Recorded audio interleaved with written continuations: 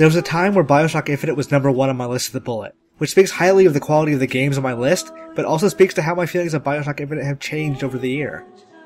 Don't get me wrong, I think Bioshock Infinite is one of the best games of the year and is incredibly well crafted, but it's cowardly in a lot of ways.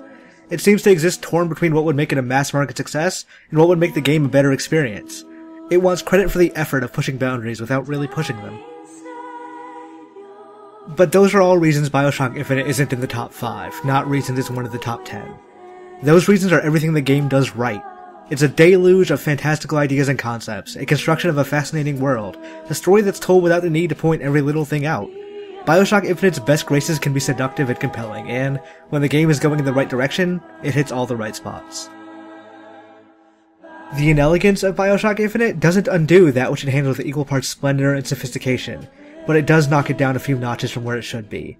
Bioshock Infinite is a game I was dying to truly love, to say that it belongs in every gamer's library, but I'm not sure I can go that far.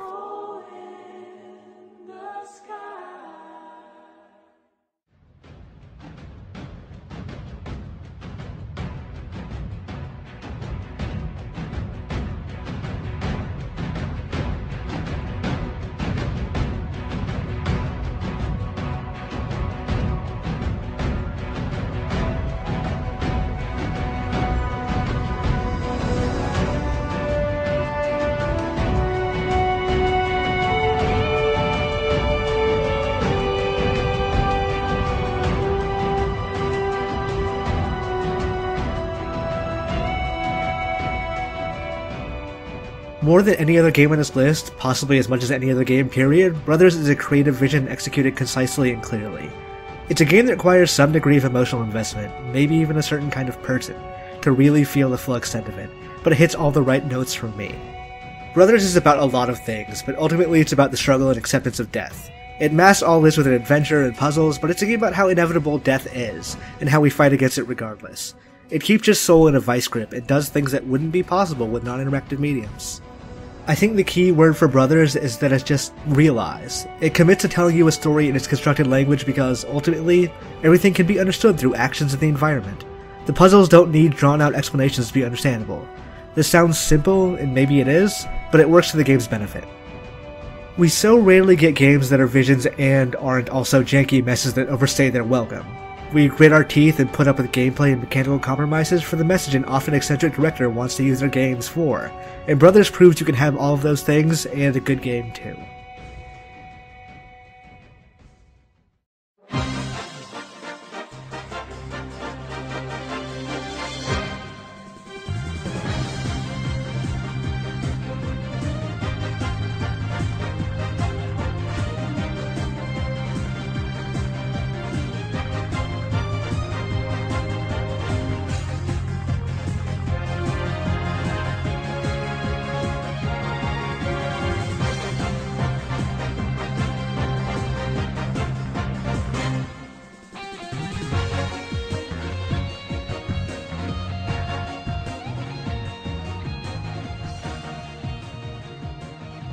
It's really hard to convince someone who hasn't already bought into the dramatic courtroom shenanigans of the Ace Attorney games that there's something valuable in there, but for those of you who have, Ace Attorney Dual Destinies is an adventure worth your time, worth your money, and worth the inevitable sleep you'll lose hoping to bluff your way to resolution, because you can't possibly go to bed without it.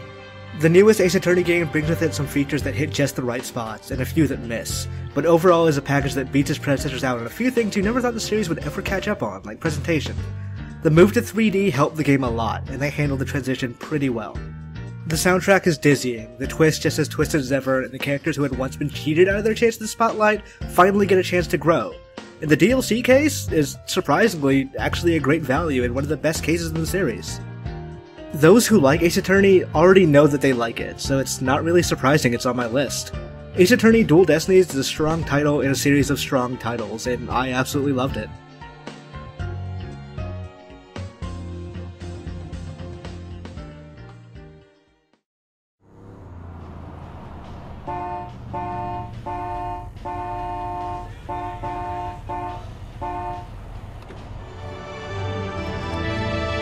You got the touch. You got the power.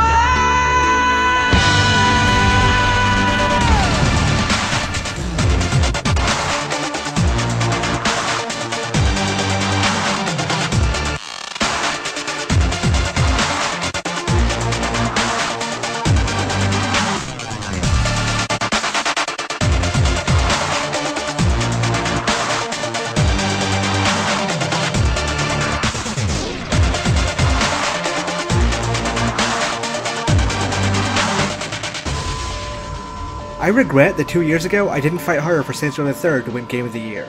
And while Saints Row 4 isn't as good in a lot of important ways, it's a concentrated, streamlined take on open-world games that feels both fresh and familiar. Saints Row 4 casts off a lot of the tedium we accept about open-world games and basically tells you to break it however you see fit. It doesn't take itself seriously, and that's to its benefit. I'm all for being serious about dealing with problems, but that doesn't mean giving up on having a little fun in the process. Saints Row 4 is more like Infamous on steroids than it is Grand Theft Auto with a sense of humor, dissociating itself more and more from the standard bearers of the industry and from the player themselves. You become acutely aware that you're playing a video game, which is not a bad thing, but maybe went a bit too far in this direction without much transition from Saints Row the Third. Saints Row 4 is like injecting a shot of espresso into your veins. It's the quickest way to get into your bloodstream, but also has a lot of negative side effects. What's left in the game is crazy fun and makes you realize that not every open world game needs to be a crime drama where you drive around town doing errands for people. Sometimes you want to run around town like $6 Million Man and start tossing fireballs like some sort of Dragon Ball Z fever dream. Sometimes you just want to play a video game, and Saints Row 4 has you covered. What? They have a Metal Gear? Here?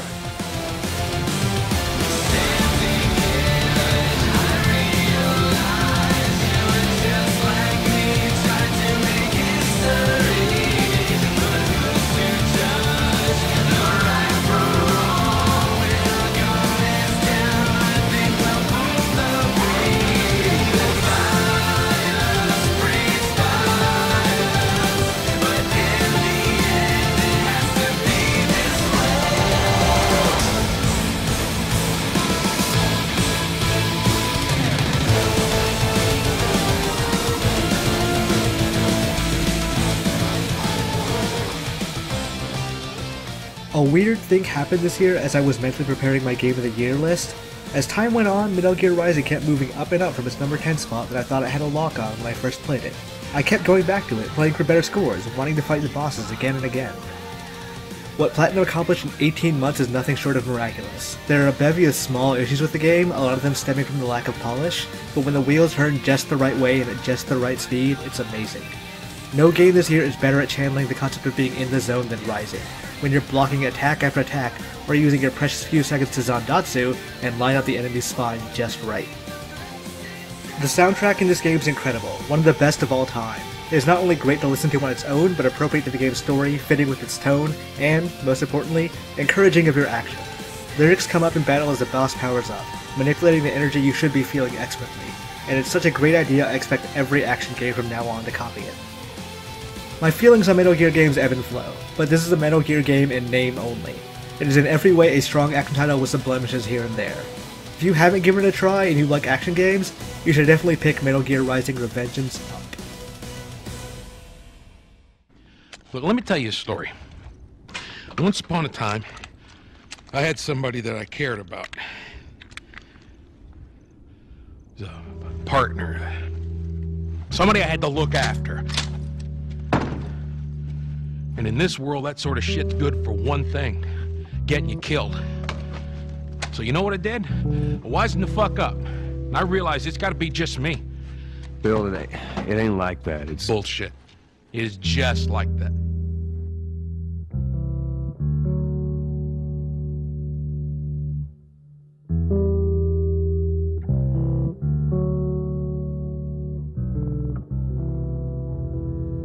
I've been sitting here for hours trying to figure out how I explain what was so affecting about The Last of Us.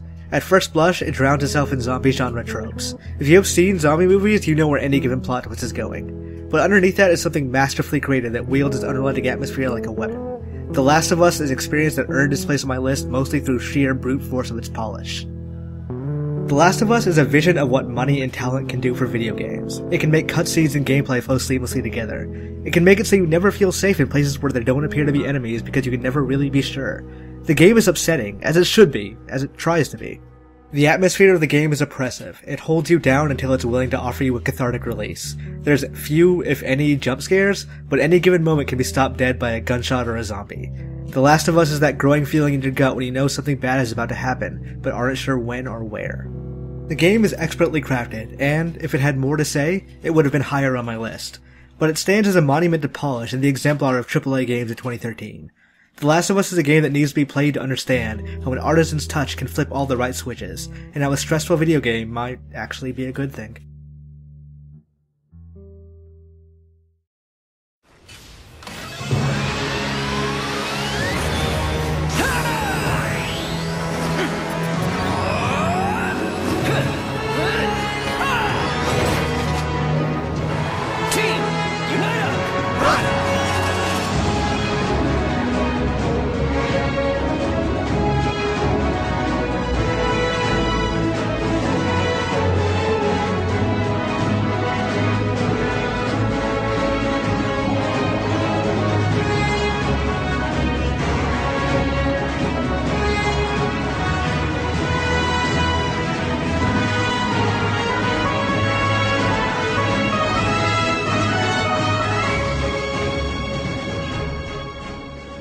The Wonderful 101 is everything I love about action games, everything I hate about action games. It has the deep combat, the spectacle, and the twitchiness that I seek, but makes a lot of the same missteps in trying to force mechanical variety where it doesn't always work. Despite those issues, the good far outweighed the bad, and the game kept me thoroughly engaged every step of the way. I really like action games, and I really like a specific type of action game, and the Wonderful 101 scratches that itch with a 50-foot sword. The game is a lengthy adventure, providing crescendo after climax after holy crap do you see that moment. It's an action game that requires mastery to make headway, which is right up my alley for this genre. It takes a lot of getting used to and a lot of learning, something counterintuitive to how we play games, or what we want to do when we sit down with a controller. People are divided whether this is something to be celebrated or something to be reviled, whether asking players to accept a learning curve is bad game design or not. And even if there is a balance, should we dismiss the extremes for everything else they have to offer as well? As far as my list goes, I surmounted my issues, and I ended up loving it. Regardless, Wonderful 101 is so full of personality and care that you so rarely see in an industry dedicated to finding the next old man who hates killing but still kills a lot, that I'm happy where it is. The Wonderful 101 is and has a lot of things, some of them not great, but the highs it hits are so significant that I can't think of a better action game this year.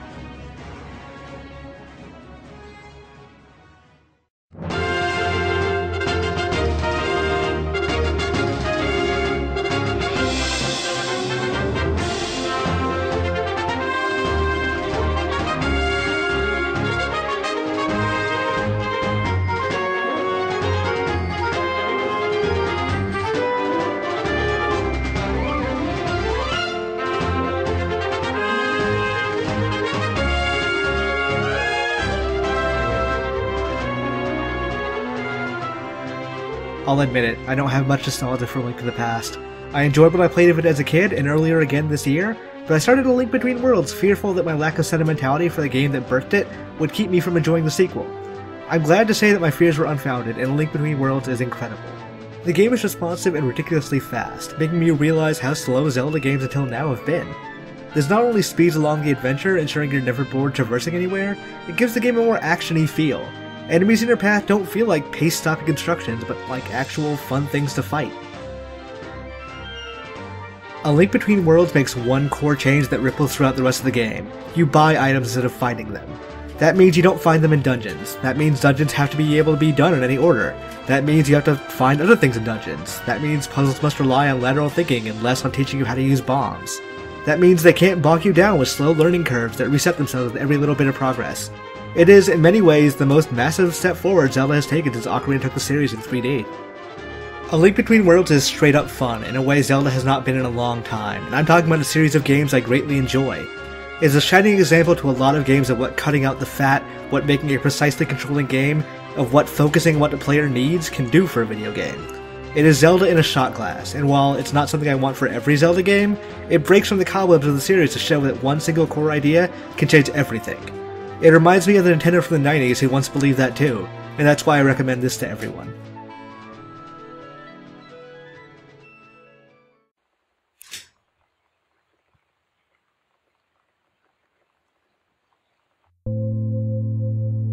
Lonnie came over today, but everything was different. She was sitting at my desk chair, and she wouldn't look at me. Finally, I asked her what was going on. She said she felt like she'd done something wrong that night in the city. Like I must think...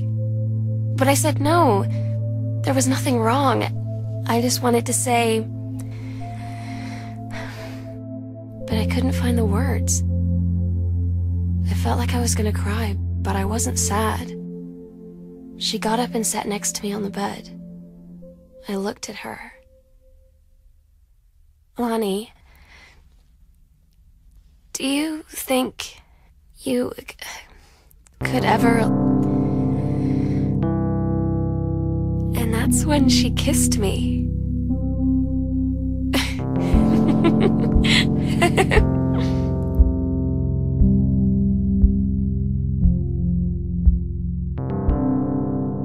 When we talk about stories in video games, we tend to miss what that should mean.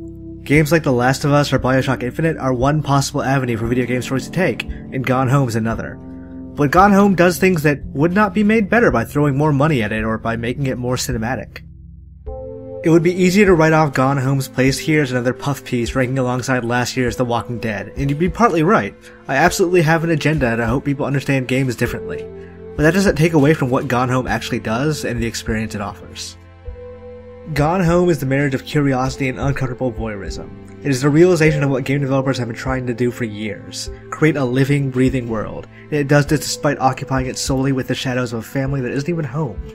It spoke to the rebellious teenager I once was and the quiet, oppressed teenager I was far more often. It made me consider my own fears about life, about my career, about my family, about whether I knew what was really happening in the walls of the home I grew up in. It made me feel things video games typically don't make me feel.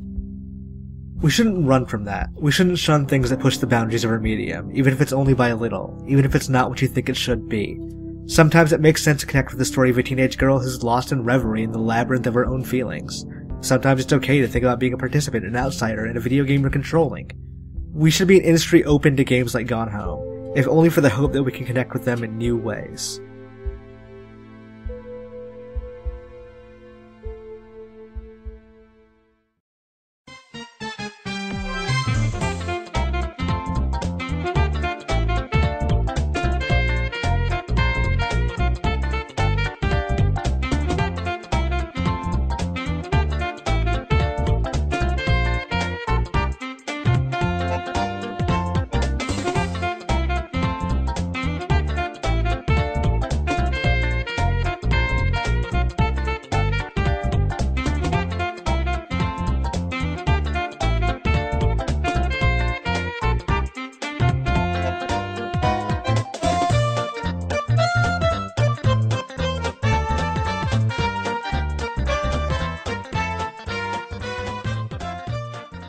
I mean, yeah, of course it was Mario.